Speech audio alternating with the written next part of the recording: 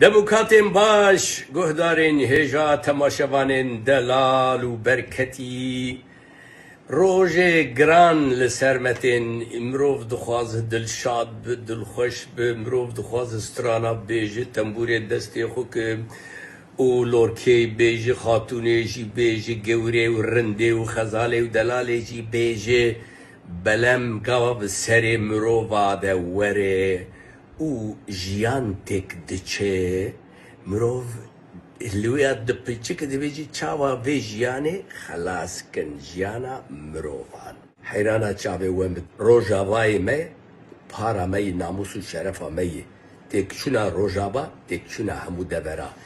Anha vana heger rojava têk bibin, wê vê carê jî li başûr dest pê bikin, haya we hebe. Tamamen milletê Kurd bin xeterê de yê, yaş bir nekin. Türk zalimin zalim, dînê wan jî betal e, mervantiya wan jî betal e, dostî, biratî û aştiya wan jî derewe, her carê wê bêje berfireh kirin, Kurda bixapînin, ka kîja bi ser keviya.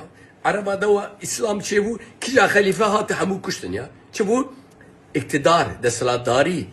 Tirkî vêgavê wisa dikin he? Bo desthilatdariyê çiqa bextê xwe, xirabiyê xwe hene hemû li ber xwe datînin. Ez ban milletê Kurd tebayî dikim. Kîja hêlê? Milletê Kurd tebayî. Rohlat, Rojava, Bakur, Başûr. Xwişkî birayên me, zarokê me li bilînga diçin. Kabûl nekin. Destê xwe bavên Rojava şeref û namusa me yî, milletê me yî, bermedayî. Xelkê me Rojava her gav fêdekarî bo Bakur jî kiriye, bo Başûr jî kiriye, bo Rojhilat jî kiriye. Kîja Kurd serê wan ê jiyayî çû lêbûnin xwedî. Îro dibin hewarek me zindane, hemû cîhatçî wanê serjêker hene ya. Bi navê Xuda zik çêkirin, bi xwe nekirin heval. Derewa dikin, manîpulasyon, xapînokin.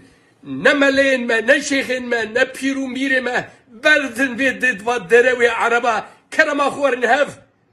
Ezdayî dibe, Müslüman dibe, Elawî, Sunniyê, bes ya o derewal xwe bikin.